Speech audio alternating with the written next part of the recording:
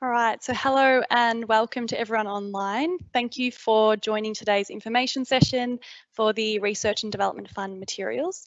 For those of you who I haven't met before, my name is Jean Young and I am the Research and Development Program Lead here at Sustainability Victoria and am leading the delivery of this fund.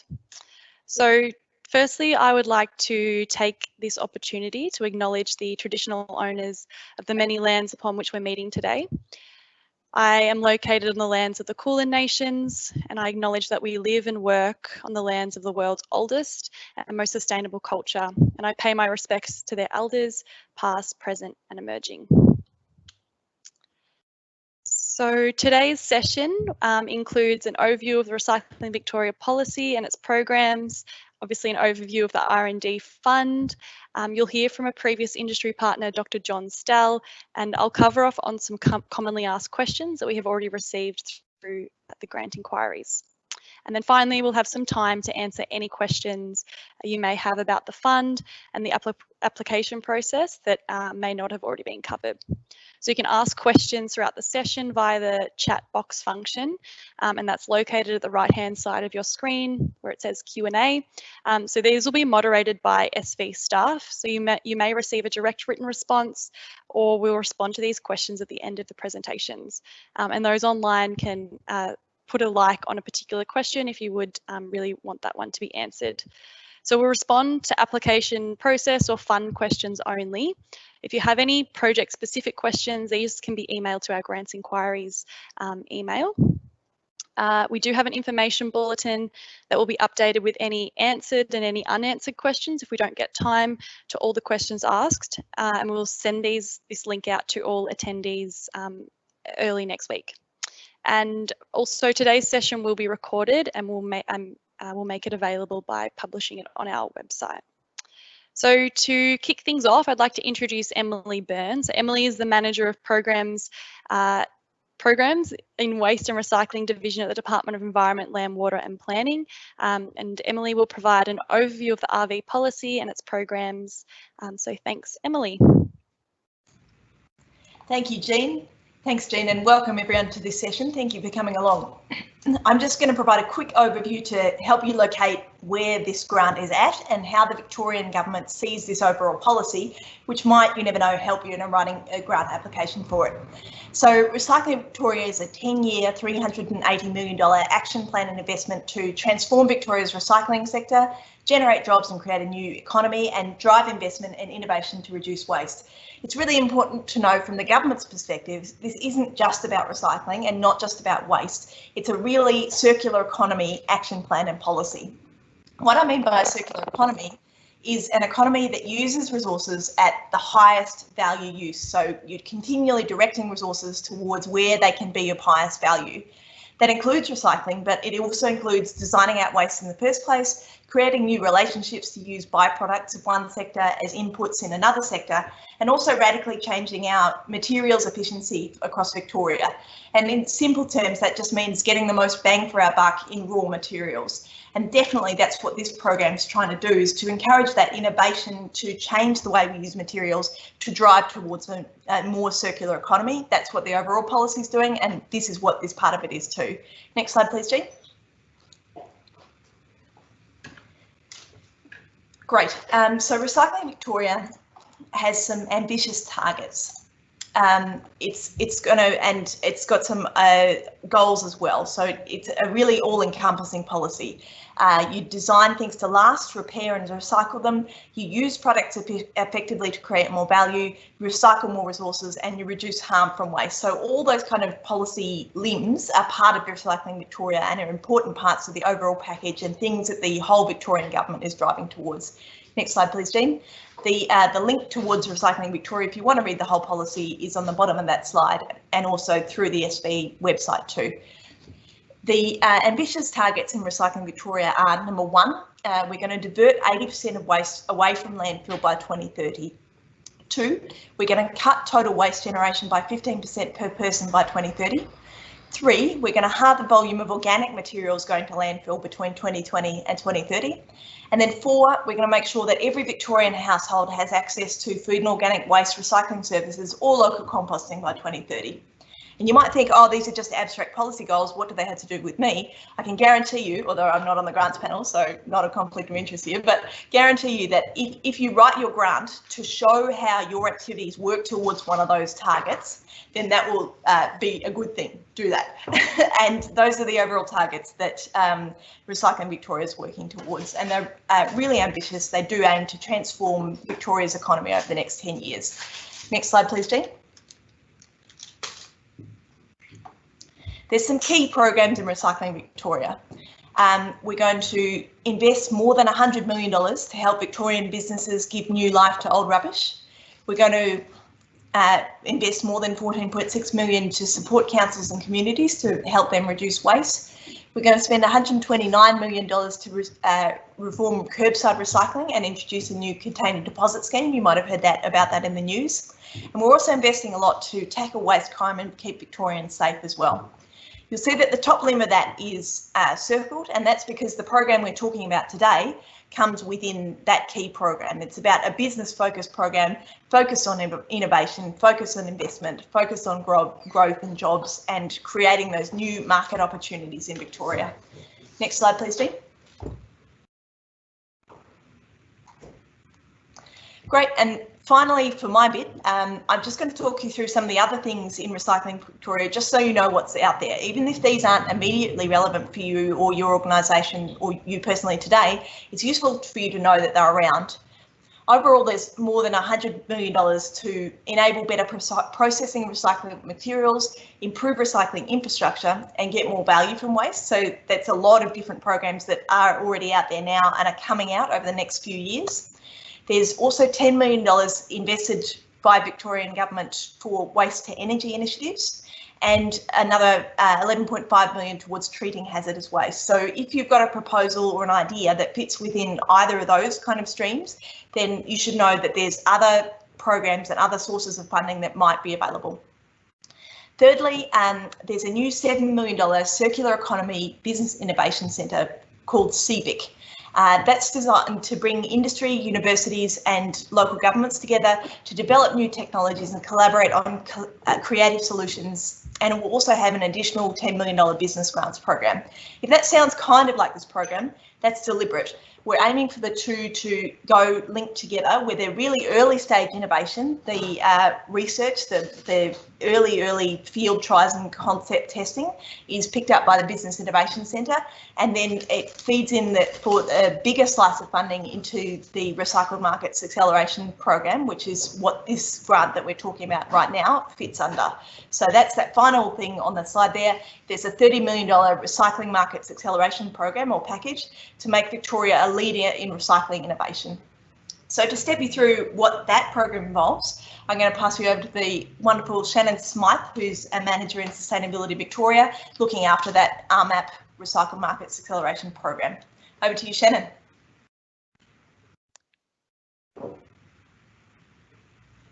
Thanks very much, Emily, for the introduction and also for that fantastic overview of the Recycling Victoria policy. As Emily's already done, my name, or introduced me as Shannon, and I'm a manager at Sustainability Victoria, responsible for managing implementation of the Markets Acceleration Program. My job here today is to give you a bit of information in relation to the broader Recycling Markets Acceleration Program that's being delivered as part of the Recycling Victoria policy package, and also provide a little bit more detail in terms of the program offer that will be available to industry, not only through the R&D program that we're here to talk about today, but also some of those additional program interventions and activities to come. But just firstly, I just want to provide a bit of a high-level overview of RMAP itself, and I'll refer to it as RMAP because who doesn't love a groovy acronym? The RMAP program itself is a $30 million investment by government as part of the Recycling Victoria policy to drive demand for recycled materials across the economy. Essentially, we want to take those waste products that are currently not being utilised or not being utilised in their highest valued form and transform those into readily wanted and accessible products that can be utilised in a range of different applications right across the economy. There's a couple of things driving that, not only a strong policy position from the Victorian government, but also some other external policy changes, not sort of to flash over the coag export ban that we'll touch on a little bit later. Essentially, this program aims to drive the demand for those materials by supporting a couple of key activities. One of those is to support development of new innovative products, which brings us here and to our discussion today, but also to work in terms of building market confidence in relation to both the use and the availability of recycled products and materials.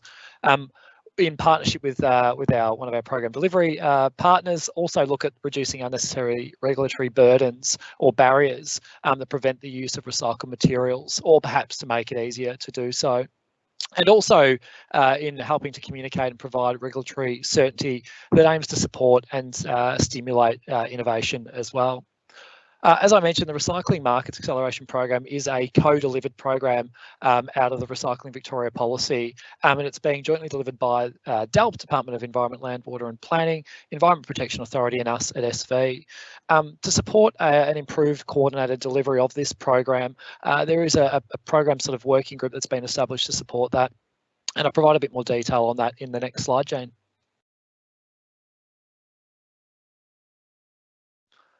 So essentially the program of work has been split into three sort of distinct streams based on the portfolio partners' roles and responsibilities, either under their act or their sort of legislative responsibilities.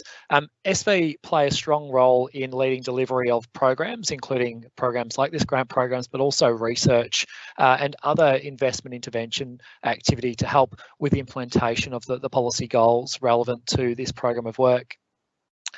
EPA's role is to really look at those regulatory barriers and the current regulatory, I guess, requirement and climate, and to identify where there are potentially barriers that are stifling or perhaps impacting on the ability to innovate and see the introduction for these recycled products. And I should say, when I talk recycled products, I'm not just talking about plastics, glass. I'm also talking about organics as well under this program of work.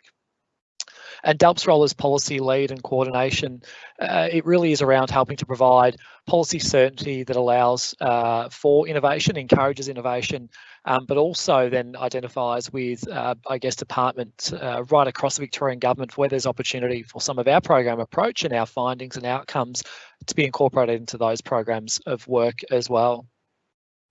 And as I mentioned before, there is a markets program working group that's been established to help coordinate the strategic delivery of this program to ensure that we are picking up on not only emerging themes or issues, but also those opportunities that present with any sort of transformational piece like this policy intends to deliver as well.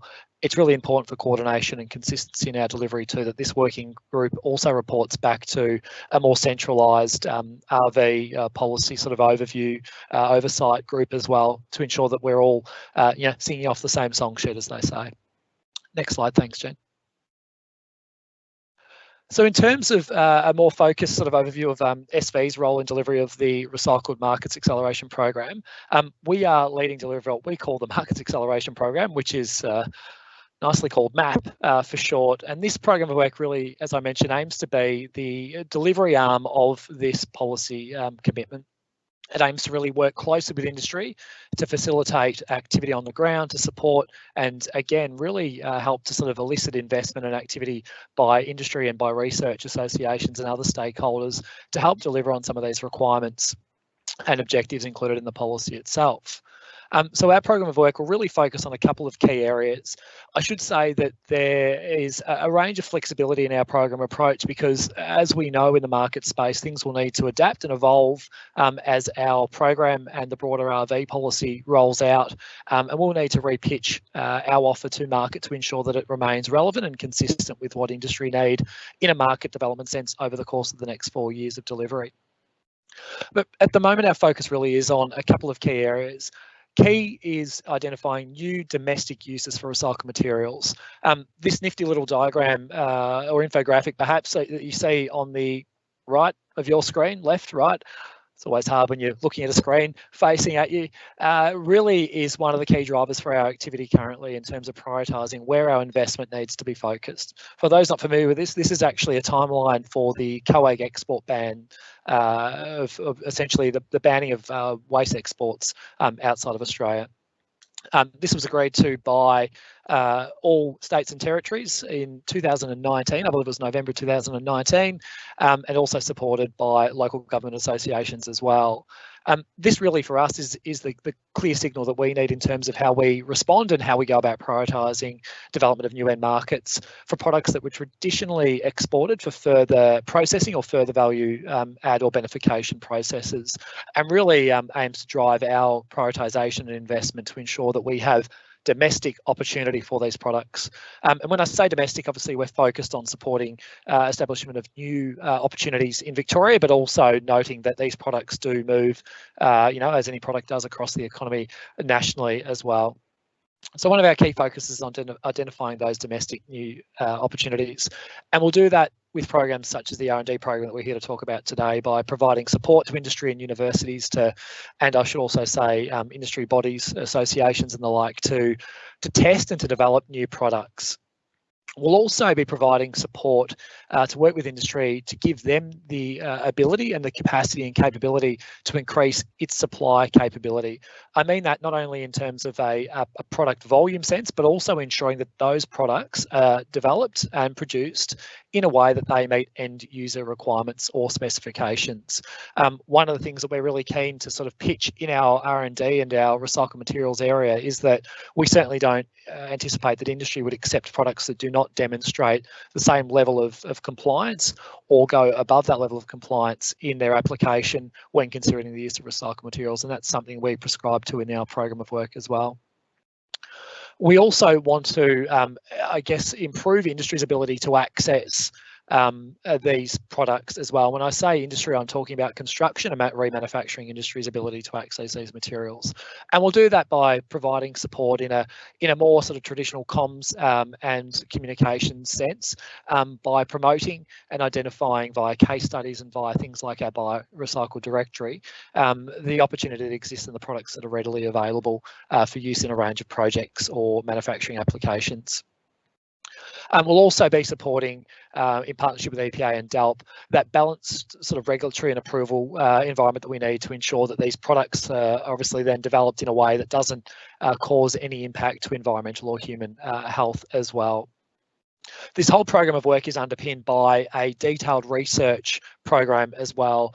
This aims to be a forward-facing horizon scan piece that really aims to look at where markets are moving towards and aims to, I guess, as much as is possible in a live policy climate, identify where emerging issues, be those policy, be those logistics, in relation to export requirements and the like, where those areas may be emerging that could impact on our current management of waste streams, and respond in a proactive manner so that we're not having to address legacy issues as a result of inactivity. And that's one of the key areas of focus for the team at the moment, is looking at the current research, the current data, and really taking detailed, thorough analysis, but also consultation with industry to help really direct our program of work over the course of the next 3 years. I might jump to the next slide. Thanks, Jane.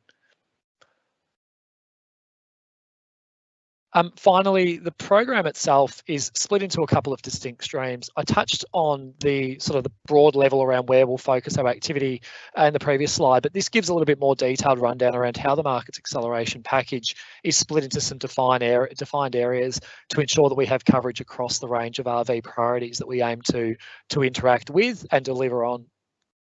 The program itself is split into the 3 streams that are detailed here on the screen. First one being the material stream, which is where the R&D program we're here to talk about today is funded and delivered from.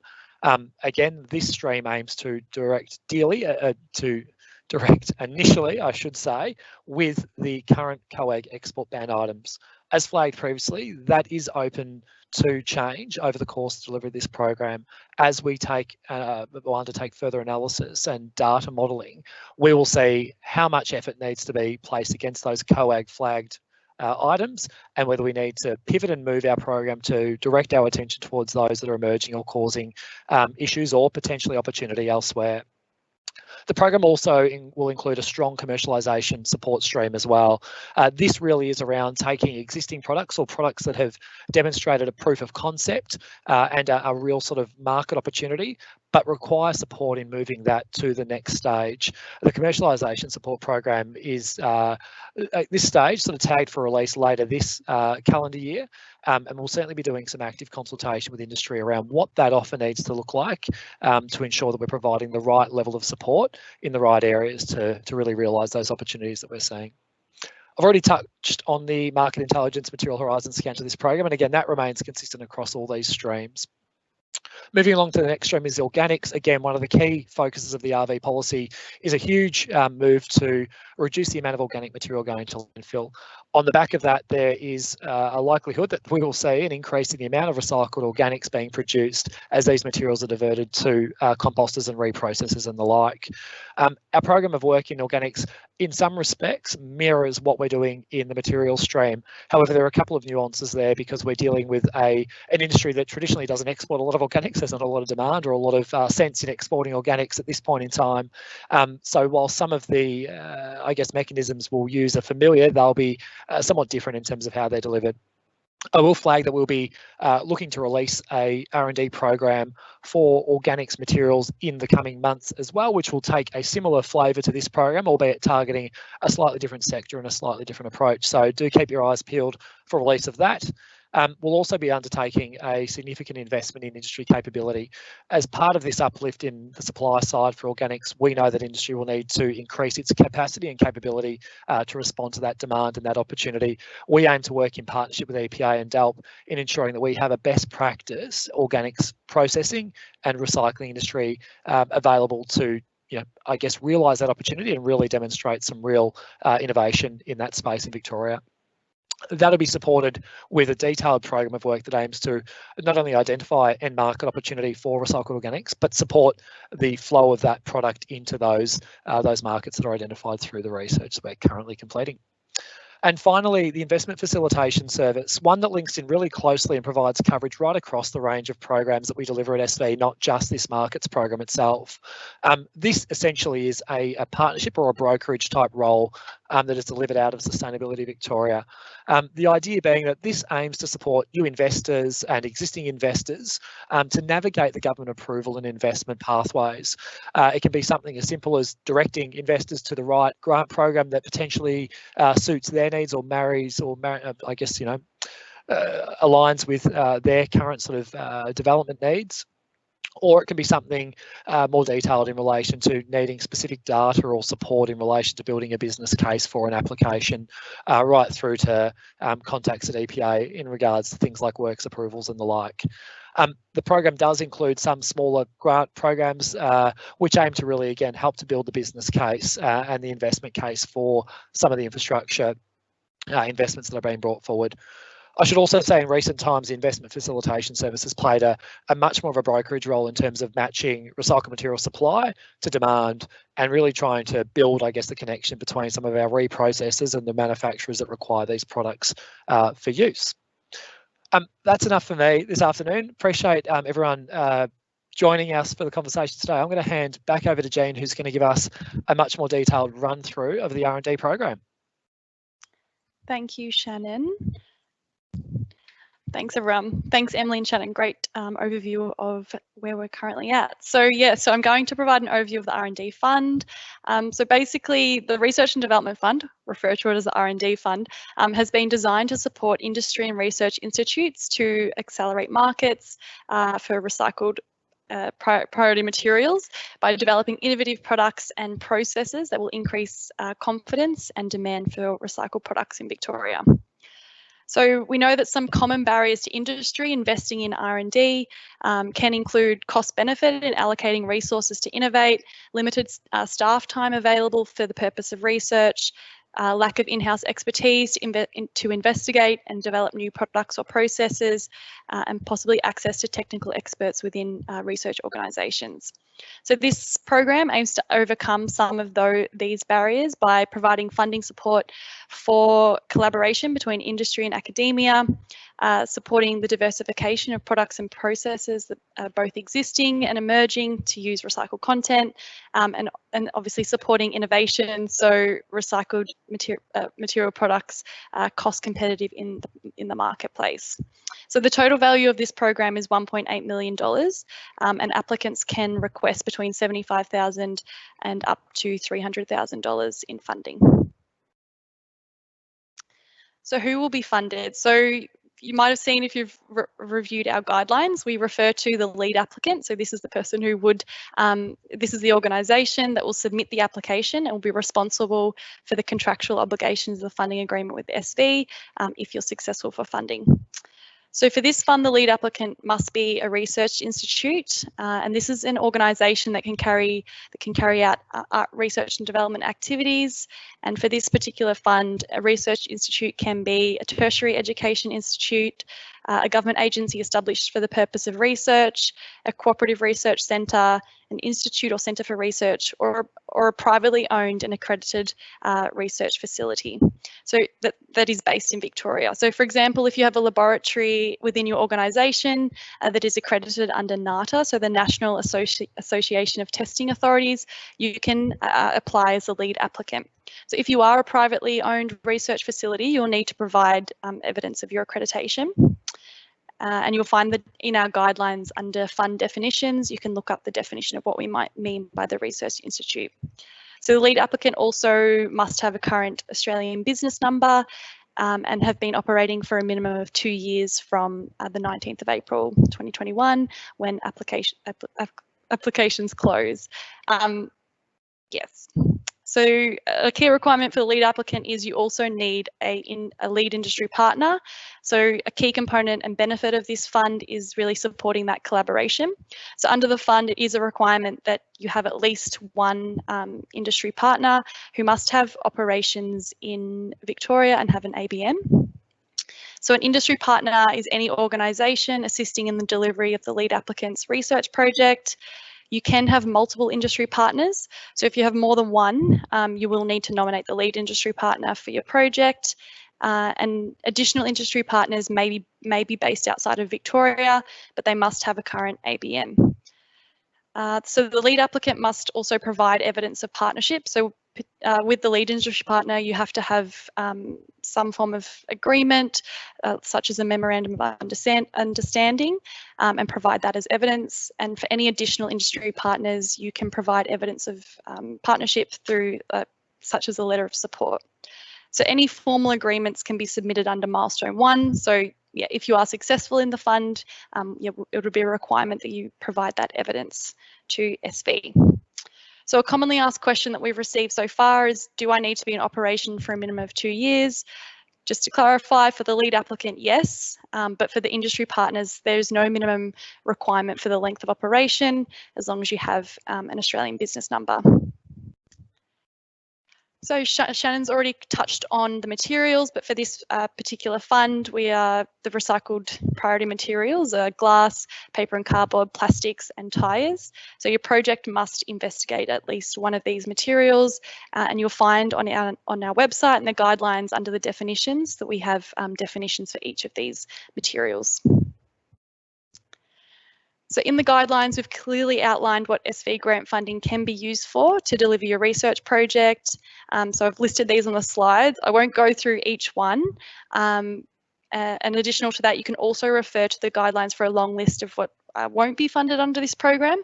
So most notably, I just wanted to highlight that this fund does not include demonstrations or field trials, which we have included in previous programs that you may have participated in. So this fund is more focused on that proof of concept and prototype development and manufacture. So co-contribution requirements. So the financial co-contribution for this program is a minimum of 1 to 1. So for every dollar that SV invests, a minimum of $1 must be contributed by the lead applicant and its industry partners. So up to 20% of the co-contribution must be from the nominated lead industry partner, and the remaining 80% of that co-contribution can be split as required between the lead applicant and any other additional partners. So this can be a mix of both in-kind and financial cash contribution, and there's no requirement of whether that's 100% in kind or 100% financial cash contribution. Additional to that, you must identify and declare any funding from other government sources. So for example, if you're part of an Australian Research Council grant, that would, and you're using that towards your co-contribution, you would just need to list that in your grant application. And additional to that, on the screen in the application form, you'll find an example of a budget table for your reference. So we have this particular example is in the Smarty Grants application, which you can refer to when populating the budget table.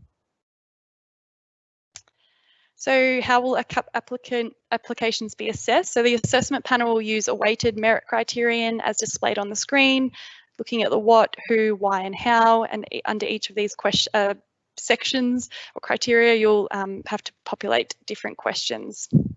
So just want to note that SV may overlay rankings to achieve an overall diversity of the projects, and that includes the lead applicant and the size of the industry partner, the products and processes that are being researched, and also the diversity of recycled product and materials that are being investigated. So the questions in the application form will really guide you, obviously, to the types of information the assessors are seeking, but it's recommended that you download the application form from Smarty Grants so you can review the types of information needed to support your application. So during the initial research scoping phase, we highly encourage you to consider things such as the type of material. For example, if you're using plastics, what particular plastic code will you be targeting? Researching the cost of that material to be used and where you'll source particular materials from. Also factoring things such as will you include a cost benefit and life cycle analysis in the research scope, if performance requirements are met, who would purchase or use this product, so who is the end user, and if you're meeting a specification, provide details on what that is and what is the process to meet that particular specification or standard. Additional to this, also considering, so what are the potential human and health or environmental impacts in developing this product or process, such as how will the product be managed at end of life? Will it break down in the environment? What is the anticipated life expectancy of the project? So what's involved if you are successful? You'll find details online under funding conditions in the guidelines under 6.1, what is required of successful applicants. But basically, we'll also hear from John later, who'll provide that insight from an industry partner perspective. But basically, you will need to submit a detailed project plan and then deliver that plan as agreed through the application and the agreed final project plan. You'll be required to facilitate progress meetings, which would be with all parties, including SV, participate in activities with SV to distribute the findings to the broader stakeholders, and also, as I've already mentioned, develop a formal partnership between the lead applicant and lead industry partners. So tips for writing your application. We ask, if possible, if you can ask any questions that you may have through our inquiries line by Thursday, the 15th of April. So this just allows 2 business days to have any questions that you have answered before the applications close on the 19th of April. We encourage you to apply early, ideally before the 19th of April. Incomplete or late applications cannot be accepted as our online system won't actually allow for that. So submit only when you're certain that everything is done and complete, and include all critical information directly in the form. So this will ensure assessors understand your project clearly. We really recommend that you include only necessary information and try not to duplicate information as you move through the application. So assessors must review every single one of your documents, so be clear and only include those attachments which are really absolutely necessary. We encourage you to do, the top trick is to write clearly and simply and know that dot points are okay. And our recommendation from our grants team is the acronym of CASH, so be clear, consistent, accurate, succinct and honest. So the application process, so first thing is first, you'll need to obviously check your eligibility. So if you have any questions on eligibility, please send an email to our grants inquiries team if you're unsure if you can firstly apply. Following that, ensure your project meets the assessment criteria, and then read the general funding agreements, terms and conditions, and as well as understanding the terms of participation in an SV grants program. So they're also located on our guidelines, which are online, located under the 4.1 compliance criteria section. And this will also provide information on intellectual property and other clauses and requirements as part of participating in our general funding agreement. Following this, so plan, research and gather information for your application. So I think I've already said, download the application form, which you can do through Smarty Grants. So you can get clear on the questions you'll need to provide information on. And then following this, register or log on to Smarty Grants if you already have an existing account with the online grants platform. Complete and submit your application via Smarty Grants. And then you should receive an electronic email acknowledging your application. So if you do have any issues in actually populating or creating your Smarty Grants account, you can also just go through our grants inquiries 1300 number or send an email if that is preferred. So I thought I'd just give a very high level overview of some of our previously funded research projects. So since 2016, SV has funded 29 research development and demonstration projects. So we've invested over $4 million into projects that are similar to what this fund is focusing on, that have really looked at new and innovative uses for recycled priority materials, which has varied over the different grant streams and has included organics, e-waste, concrete, brick, glass, plastics, tyres, paper and cardboard. So as mentioned, a key component of this fund is really providing that financial incentive for industry to innovate through collaboration. And just displayed on the screen is some of the research institutes and some of the industry partners who have been involved in our research programs to date. So we have a full list of previously funded projects and case studies on the SV website, which will provide that link for anyone that wants to look at previously funded projects. But I just thought I'd give just a high-level overview of some of the projects that we've funded to date. So one of those includes University of Melbourne, who has investigated the replacement of quarried sand with recycled glass fines in concrete. And this project included a demonstration trial at Reservoir Station. Deakin University and its partners are investigating the use of recycled polyethylene. So it's a type of plastic and how that can be potentially reused back into the production of low density and high density polyethylene production.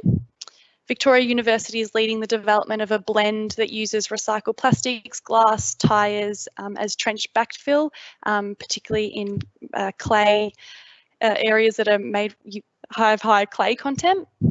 And then another project is led by Monash Institute of Rail Technology and its partners, who is leading the development of a rail sleeper made from recycled plastics to replace timber sleepers. And as a result of this research, the recycled plastic sleeper has been trialled in 3 different locations in Victoria so far.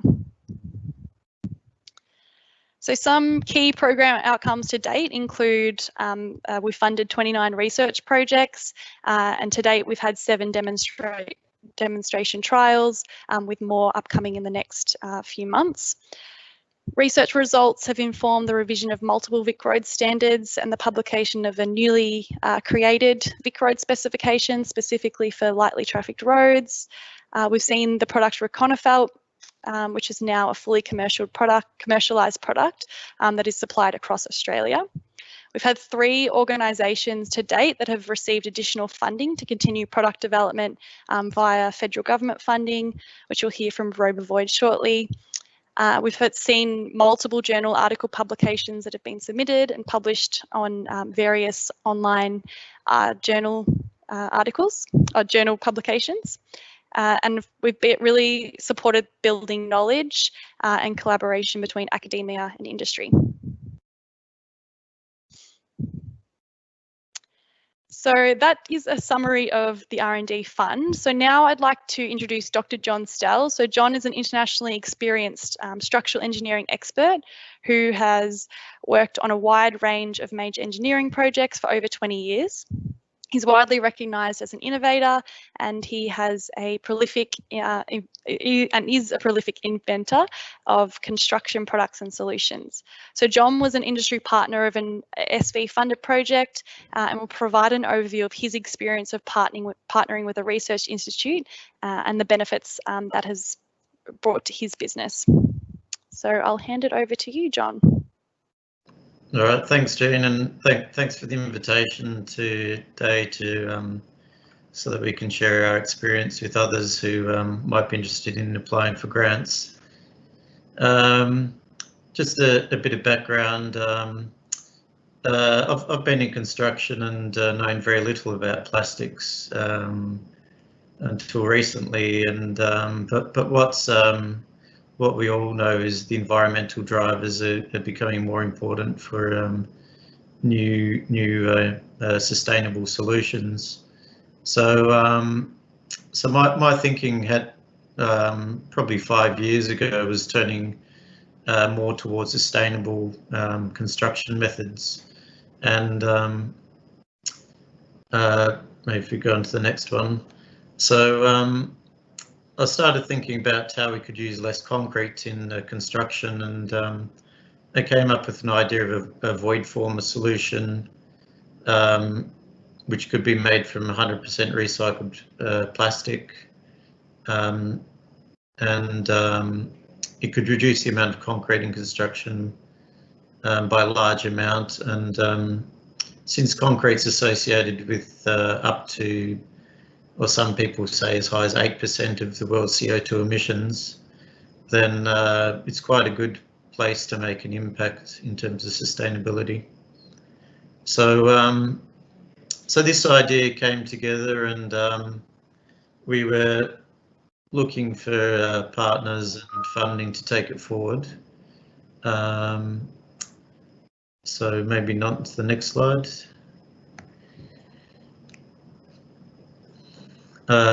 Yeah, so just a bit of a brief illustration of the product. So the idea is on the left we have an image of normal concrete construction, and on the right we have an image with the RoboVoid solution. So you can see the recycled plastic cone shapes click together to form a void assembly, which can be used to create a void in concrete structures. So basically we're taking out the concrete where it's not really required for strength purposes in construction. And depending on geometries, we can save between 20 and 75% of the amount of concrete.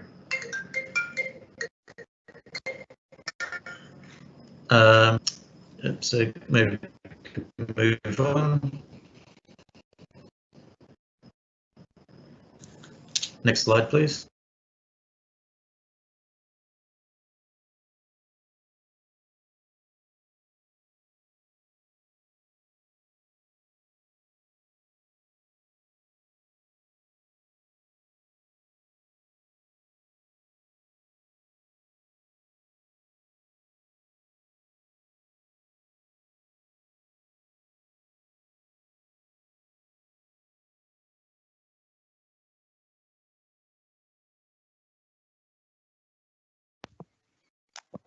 Hello, everyone. I think we have lost John. So we might, I'm not sure where he's gone, but the internet's not working. So we might move on to some commonly asked questions, and hopefully John can join us back in a moment. So we might just move on. I'm just going to slide through these presentations. So yeah, while we wait for John to hopefully join us again, we'll just provide a bit of an overview of the key dates. So applications, which I've mentioned a few times, applications close 3 p.m. 19th of April, and notification of outcome is within 90 days from the closing date. So we're aiming to have funding agreements established by August 2021 and projects commenced by August 2021. So projects must be completed within 2 years of signing the SV funding agreement. So it's not a requirement that your project goes for 2 years, but it must be completed within the 2-year timeframe. And so just noting that these timelines are indicative and only and may change, but we will endeavour to meet these timelines that we've proposed. So before we get to the section on open up to the floor for questions, I just thought I'd answer just a few commonly asked questions that we've received. So the first one is, how do I connect with the Research Institute? So in our information bulletin on our website, we've listed some Victorian tertiary institutions and their industry engagement webpage. So a lot of universities have pages on where industry can go, and they can match you with a suitable team within the organisation. You can also send us an email at grants inquiries, and we will see if we can provide recommendations for your specific needs. So can I submit multiple applications for different projects? The answer is yes. So eligible organisations can submit multiple applications for different projects. If you have already submitted an application for another SV grant and are awaiting the outcome, can I still apply? So the answer is yes, you can apply for multiple funding programs, obviously provided your project meets a specific eligibility and assessment criteria. And yeah, so if you're still awaiting the outcome and not sure if you'd be successful, we definitely encourage you to apply for this particular fund if you meet all the criteria needs. And then finally, can SV provide feedback on my proposed research project? So the answer is no. As this is a competitive process, we're unable to review a draft or provide feedback on the potential merit of a project. We do encourage applicants to consider and address how the project meets the eligibility criteria and the merit criteria that I outlined before in your application. So they're kind of just some commonly asked questions, which I thought I would answer first. And I'll just check with the team to see if we have John back online, but no, it doesn't seem that we do.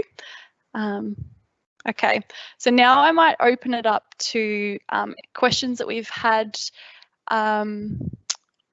published on our online. So Rachel, I might open it up to you to read out any specific questions that we can, that Emily or Shannon or I can provide a response to.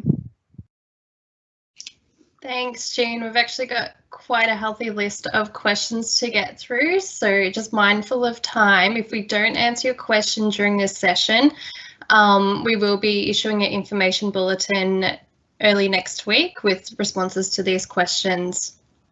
So the first one I have is from Dylan. Can the field installation / monitoring cost be covered by SV funds in this R&D project?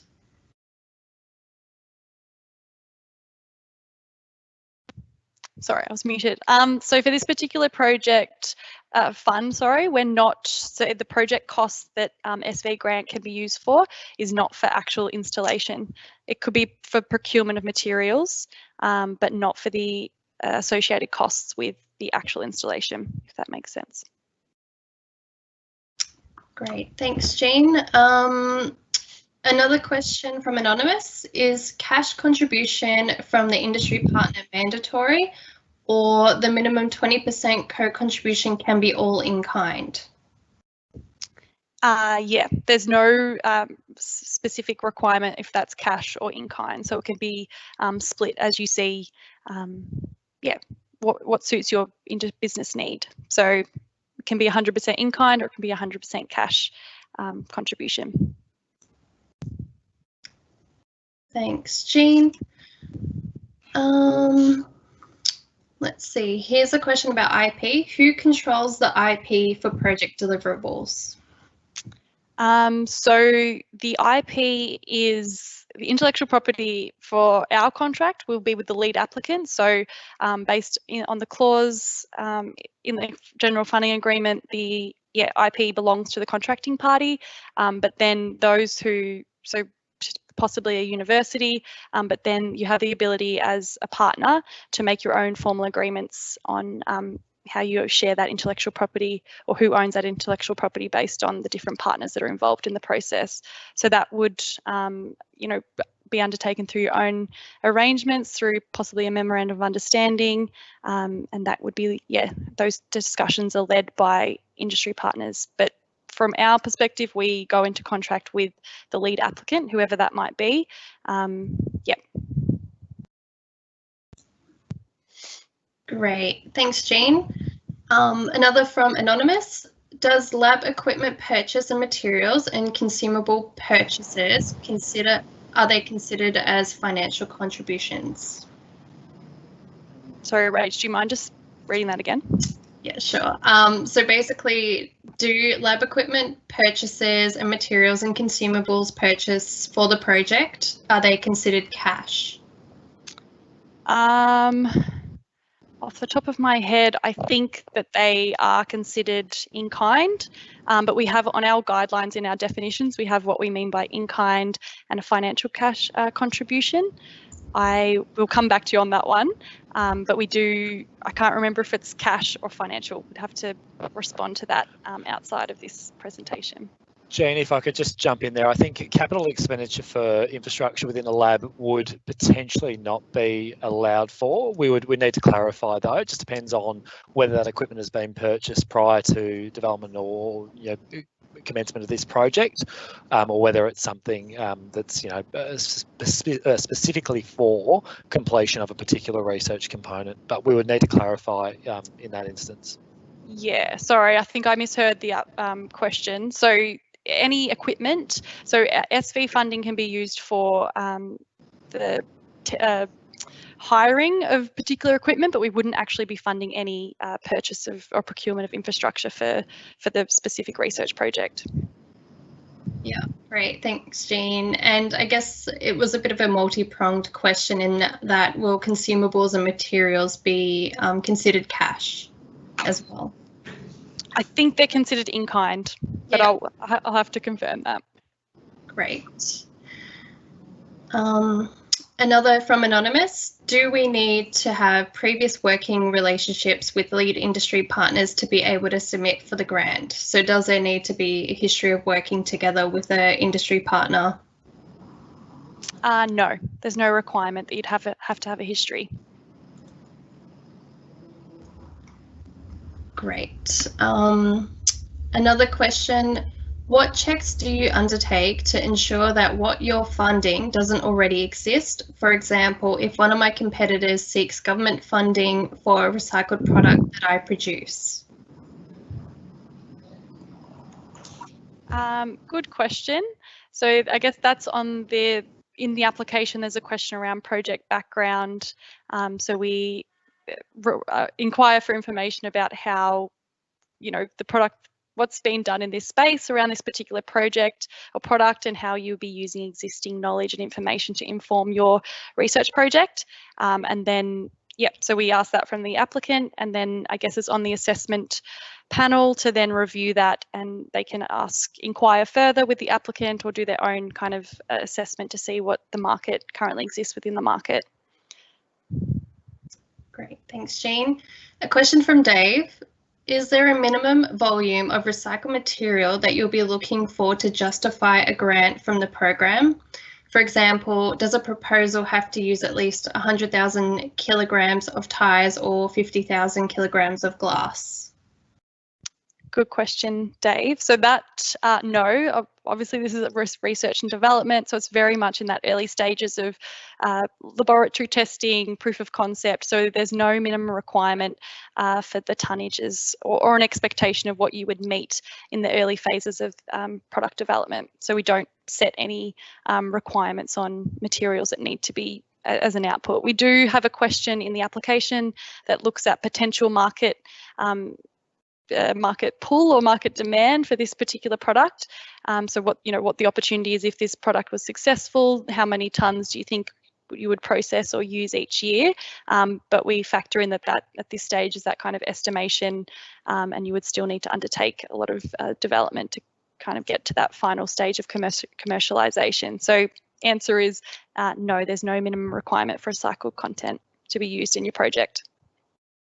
Thanks, Jean. We actually do have John back on the line if we do want to continue on with his presentation. Yeah, Hi, sorry. John. Sorry about that, guys.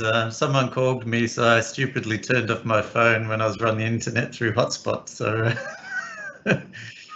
anyway. All right, we might just go back to your slides because I think it would be beneficial for those online just to get a bit of a snapshot of your involvement in our grant. So I'll go back to your slides.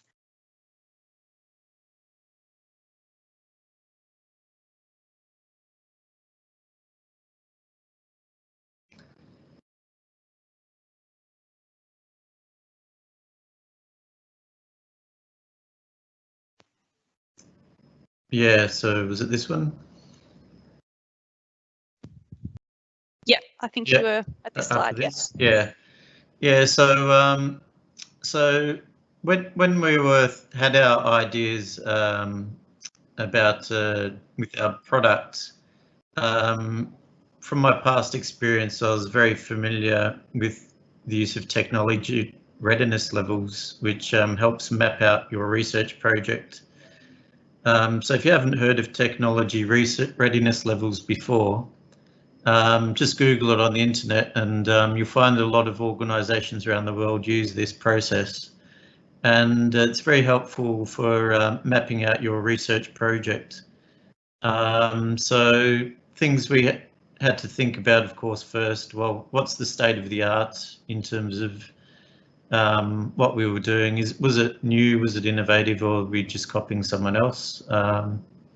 So you really need to understand the space you're working in and look what's happening around internationally as well.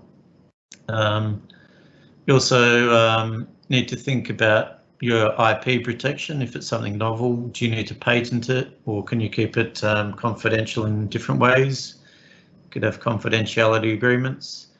You need to start talking to people who are the best partners to help you travel along your journey in terms of the whole supply chain.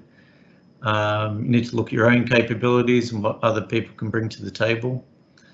Develop things like business case, etc. But what we found was we had to design our product a lot, and we had to go through a lot of iterations and testing to refine the product. So what we found actually is as we progressed, we learned a lot along the way, and so you really need to keep taking a fresh look at your project and keep moving and transforming your business. But critically, of course, is the funding side of things. And if we move on to the next slide, we were looking around for a lot of funding opportunities, and there's a lot more out there than these, but these are some of the ones we came across. There was an Advanced Manufacturing Hub voucher program, which we were lucky to get. Sorry, that Success First Time should be with the AmTour one. We know there's the R&D tax incentive as well, so you can get some money back from the government when you spend money on research through the taxation system. There's the SV grants, which we've found are very good, and we were very fortunate to get one and been very privileged to be part of that process. And I think we got that the second time we tried, and so I think in a way it was probably lucky we didn't get it the first time we tried, because the first time I don't think we really had planned what we were going to do as best as we could. So if you're not lucky the first time, don't think of it as a bad thing necessarily, because it can make you better the second time around or third time. Similarly with the, well, there's Austrade grants, which you can get further down the line, and we came across the CRCP grants, and we were fortunate to get one of those the third time we applied for them. So it takes a lot of persistence and a lot of hunting and developing your story, and the really understanding the business case around your product and getting partners on board, and they all have to believe in it as well. So we probably talked to probably about 50 different organisations through the process, and we sort of work out who fits in the best. Maybe if we can move to the next one. So it's important to mention that Swinburne was the lead applicant for our project, and so early days we started talking to them, and in particular Emad and Professor Emad and Dr. Mustafa Nikzad. Mustafa's very good in the space of plastics and is very helpful in pulling this all together for us. So we applied with Swinburne, and we applied with GT Recycling as well, who are a company in Geelong that recycle a range of plastics. And yeah, so we're very fortunate to have a source of recycled plastic as well as the academic side in the project. And at that stage, we were just a startup company, so to have those two organisations work with us was very fortunate. So early days, we had to agree, how the IP was going to work, and how the budget was going to be spent. And it's important, you really need to agree that before you start the project, so there's no confusion down the track. Yeah, so a good thing to know is that because Swinburne is the lead applicant, that means they had to do all the paperwork. So, which is good for an industry partner, so it makes life a lot easier. So that was great. And Mustafa put together those reports, and we helped support that process. And you agree a reporting schedule to Sustainability Victoria in advance. And it's approximately every 6 months or so from memory, and that was quite smoothly working with Jean and her colleagues. Moving on to the next one.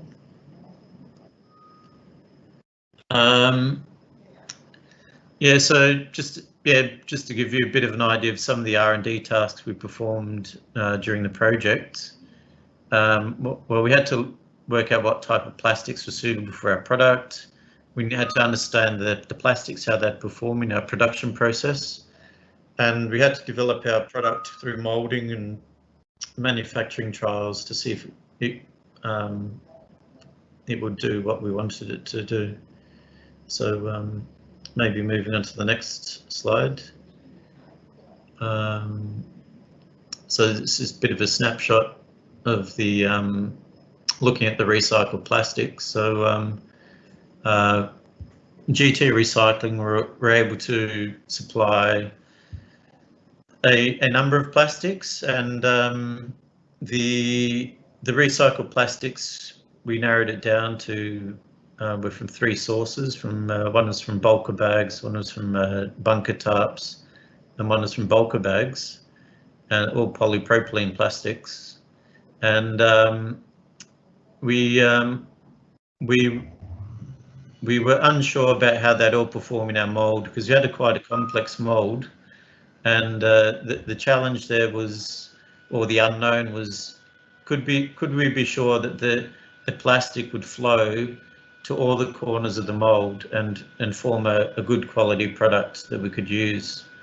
And so you had to look at things like viscosity and MFI, this mould flow index values. So Swinburne did a lot of testing of the material properties, which were very helpful in terms of doing that modelling. So before we spent lots of money on building a mould, and these moulds can cost anything from $10,000 up to hundreds of thousands of dollars. It's important that you really spend a lot of time on getting your mould designed right in advance of investing in the physical mould. So moving on to the next step. The next slide, maybe.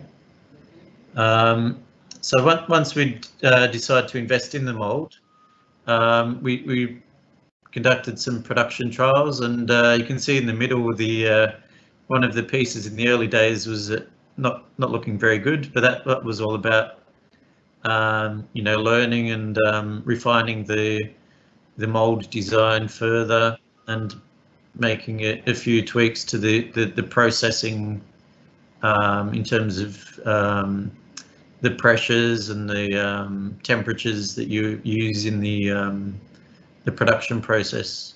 But anyway, after probably about five iterations, we got to a good product. It's on the top right, and with that piece, we could then use that to click it together to form these sub-assemblies that go into concrete structures.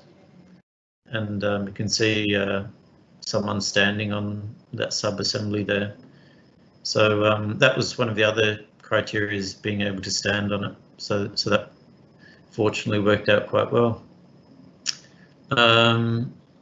So that gives you a bit of a few snapshots of the type of tasks that we had to perform in our project. And if we move on to the next slide. Yeah, just some of the outcomes that were achieved.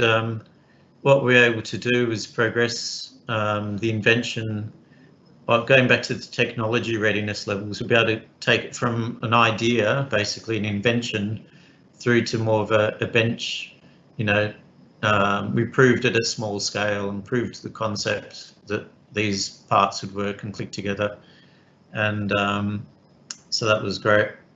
And so by us moving forwards towards commercialization, that's going to help GT Recycling generate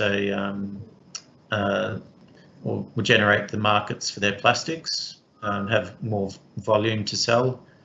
And by Swinburne University conducting research with us and the funding that they were able to get out of the grant, that helped them publish papers and increase their research status.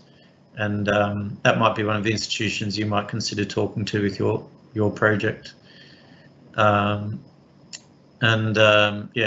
postgrad students helped with the research as well, so that was great. Moving on to the next one. A big outcome for us was towards the end of the project, we were fortunate to get a federal government grant, a CRCP grant, which is, I think it's worth over $2 million from government. And now we've increased our amount of partners, so we've got about 9 partners working with us. So now we've got more of the supply chain engaged. We've got a precast concrete company, so that's an end user. We've got a specifier. We've got BG&E Consulting. They're well-known structural engineers. We've got Geether Engineering, who make the actual tools that make the molds for the plastic. GT I mentioned before. We've got Ancon. They're a building products business, so they can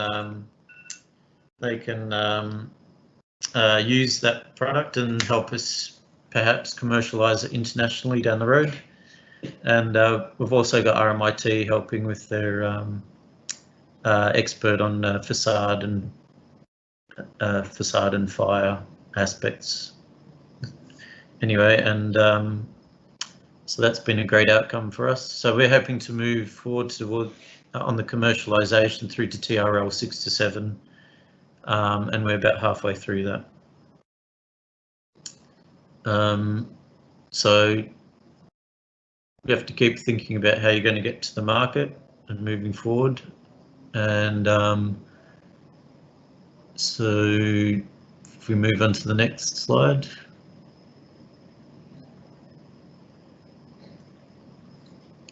That's it. So thanks for that, and sorry for dropping out before.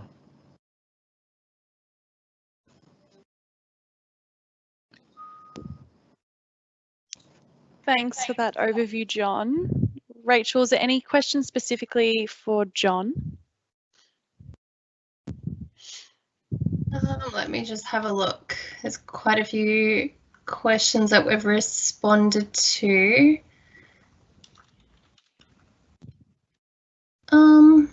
No, none specifically targeting John. I think he gave a really good rundown of his project. Great. Well, thank you so much for that overview, John. Yeah, no And problem. Great. you redeemed from the technical issues. So I guess to close out, Rach, is there any additional questions online that we need to respond to, or that those that we haven't answered we can respond directly? Is there any other questions that we need to respond to? Yeah, it's probably a couple of good ones, just mindful of time. So there's a question about, can the industry partner be a startup with no business yet?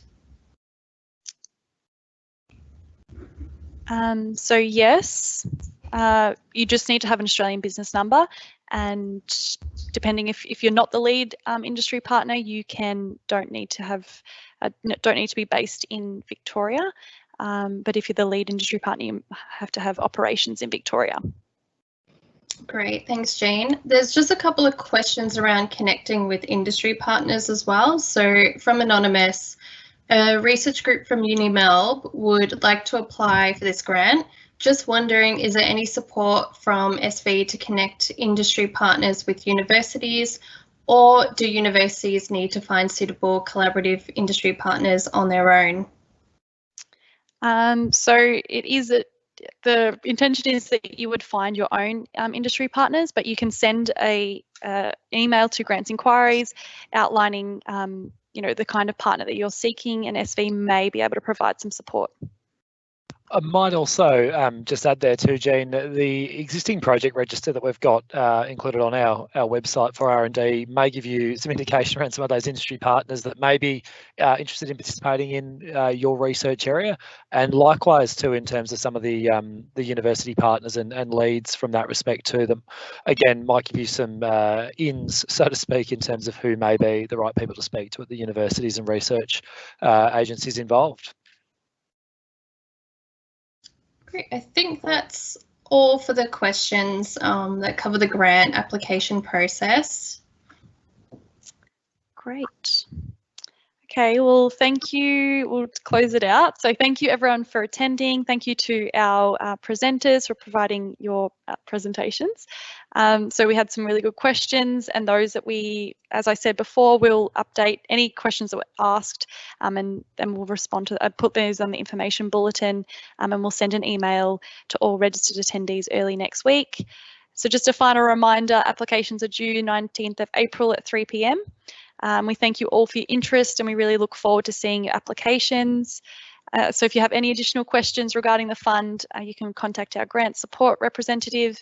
So we have a phone number, and the Grants Inquiries email is the place to do that. And finally, the session was recorded, so we will be making this available we'll upload it to our website.